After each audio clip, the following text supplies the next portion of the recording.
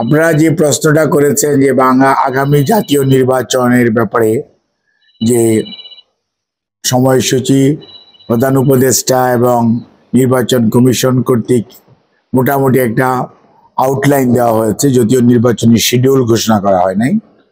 অর্থাৎ আগামী মধ্য ফেব্রুয়ারির ভিতরেই 26-এর জাতীয় নির্বাচন অনুষ্ঠিত হবে। এই ব্যাপারে দেশবাসীর সাথে আমরা, অর্থাৎ আমি নিজে সহ বাংলাদেশ জাতীয়তাবাদী দল বিশ্বাস করে যে প্রধান উপদেষ্টা এবং প্রধান নির্বাচন কমিশনার সহ নির্বাচন কমিশন এখন পর্যন্ত যেভাবে এগোচ্ছে জাতীয় নির্বাচন তার নির্ধারিত সময় হবে বলেই আমরা মনে করি এবং আমরা আশাবাদী। কারণ দেশের মানুষ বিগত প্রায় 1.5 যুগেরও বেশি সময় জাতীয় নির্বাচনে তাদের ভোটাধিকার প্রয়োগ করতে পারেনি এবং এই ভোটাধিকার প্রয়োগ করার জন্য দেশের মানুষ উন্মুখ হয়ে আছে। প্রায় 14 মাস হতে চলল স্বৈরাচার পালিয়েছে।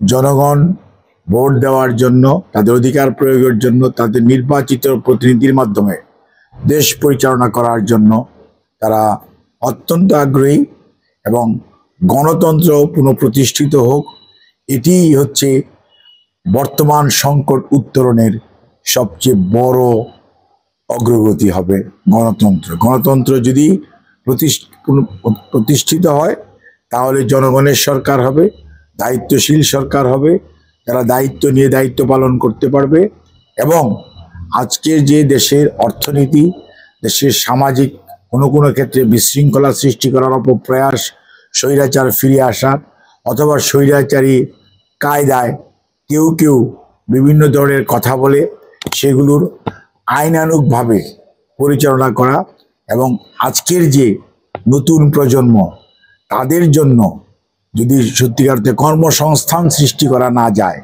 তাহলে সত্যিকার অর্থে দেশের যে যুব সমাজ, যারা সত্যিকার অর্থে আগামী দিনের বাংলাদেশ গড়ার জন্য যাদেরকে সবচেয়ে বেশি প্রয়োজন, সেই মানুষগুলোর জন্য সুযোগ সৃষ্টি করতে হবে এবং সেই লক্ষ্যেই আমরা মনে করি বাংলাদেশ জাতীয়তাবাদী দল এবং আমাদের দলের চেয়ারম্যান, ভারপ্রাপ্ত চেয়ারম্যান জনাব তারেক রহমানের সাথে প্রধান উপদেষ্টা মহোদয়ের যে লন্ডন বৈঠক হয়েছে ওখানে উনি যে বক্তব্যটা দিয়েছেন এবং বাংলাদেশে এসে উনি যে বক্তব্য দিয়েছেন, সর্বোপরি গত রাত্রেও মানে বাংলাদেশের জন্য রাত্রে গতকালকেও আপনি দেখবেন নিউ ইয়র্কে উনি একটা জাতিসংঘ সাধারণ অধিবেশনে যোগদান করতে গিয়েছেন। সেখানে ওনার আজকে একটা বক্তব্য দেখবেন আছে যে উনি মধ্য ফেব্রুয়ারির মধ্যে জাতীয় নির্বাচনের জন্য বাংলাদেশ প্রস্তুত। আজ আমরা মনে করি যে বক্তব্য উনি দিচ্ছেন এটি উনি মিন করেন এবং সে অনুযায়ী সরকার দায়িত্ব প্রয়োজনীয় ব্যবস্থা গ্রহণ করছেন এবং আরও করবেন। আর নির্বাচন কমিশন সেই লক্ষ্যেই সকল আয়োজনের যে উদ্যোগ নিয়েছে আমরা মনে করি সে অনুযায়ী নির্বাচনী যে ট্রেনের যে যাত্রা শুরু হয়েছে যথাসময়ে নির্বাচন অনুষ্ঠিত হবে। যারা পিআর পদ্ধতিতে চাচ্ছে তারা পিআর পদ্ধতির ব্যাপারে যখন তারা গত ডিসেম্বর মাসে তাদের প্রার্থী ঘোষণা করেছে, আপনি খেয়াল করে দেখবেন তারা প্রার্থী ঘোষণা করেছে গত ডিসেম্বরে, তখনও কিন্তু তারা পিআর বলে নাই, তখন তারা সংস্কারে কোনো প্রস্তাবনাই দেয় নাই।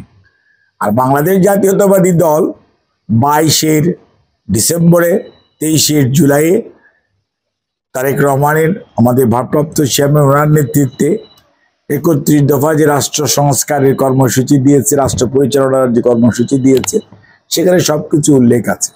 আর বাংলাদেশের মানুষ সবসময় বাংলাদেশের সংবিধানের আলোকে সরাসরি ভোটে অভ্যস্ত এবং এটাই তারা প্র্যাকটিস করেছে। কাজেই দেশের মানুষ কোনো অবস্থাতেই যে প্রপোর্শনাল রিপ্রেজেন্টেশন এই ভোট কি এবং যে প্রার্থীকে তারা দেখলো না, যে প্রার্থীকে তারা চিনে না, জানে না, যে প্রার্থীর সাথে তাদের কোনো ইন্টারেকশন হবে না, সেই প্রার্থীকে আমাদের দেশের মানুষ ভোট দিয়ে জয়যুক্ত করবে, এটা বাংলাদেশের 54 বৎসরেও এটা প্র্যাকটিস হয় নাই, পাকিস্তানের 24 বৎসরেও এটা প্র্যাকটিস হয় নাই, ব্রিটিশ আমলের এটা প্র্যাকটিস হওয়ার সুযোগ চড়ায়। আইয়ুব খান সাহেব এক সময় মানে আপনার কি বলে যে বেসিক ডেমোক্রেসি নামে একটা স্টার্ট করেছিল। সেটা হচ্ছে আপনার মেম্বাররা চেয়ারম্যান বানাবে, চেয়ারম্যানরা ডিস্ট্রিক্ট কাউন্সিলের মেম্বার বানাবে, বাট সেইটা কিন্তু তৎকালীন পাকিস্তানেও স্থায়ী হয় নাই, আর বাংলাদেশে এটা প্র্যাকটিসও করা হয়নি। কাজেই পিয়ার পদ্ধতির ব্যাপারে আমাদের দলের বক্তব্য অত্যন্ত স্পষ্ট।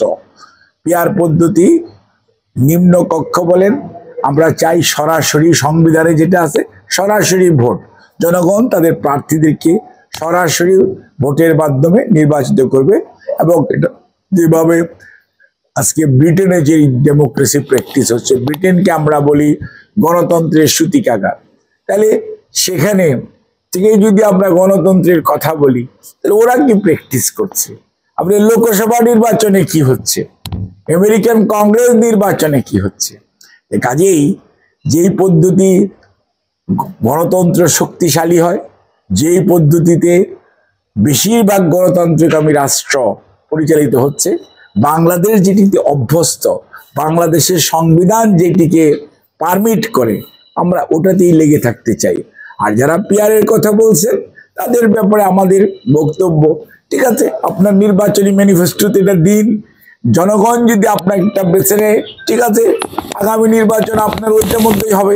জনগণ যেটাকে পছন্দ করবে, জনগণের ইচ্ছার বহিঃপ্রকাশ যদি সংবিধান হয়, তাহলে জনগণকে সেই মত প্রকাশের সুযোগ তো আপনাকে দিতে হবে।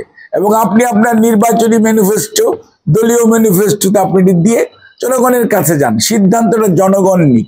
দয়া করে জনগণের উপর কোনো অধ্যাদেশ করে, কোনো সাংবিধানিক আদেশ করে, বা কোনো প্রেসিডেন্সিয়াল প্রোক্লামেশন করে দয়া করে চাপিয়ে দিলে পরবর্তী এইটা কোনো অবস্থাতেই জনগণ ভালোভাবে নিবে না, এবং আমরা কোনো অবস্থাতেই এটি গ্রহণ করতে পারি না।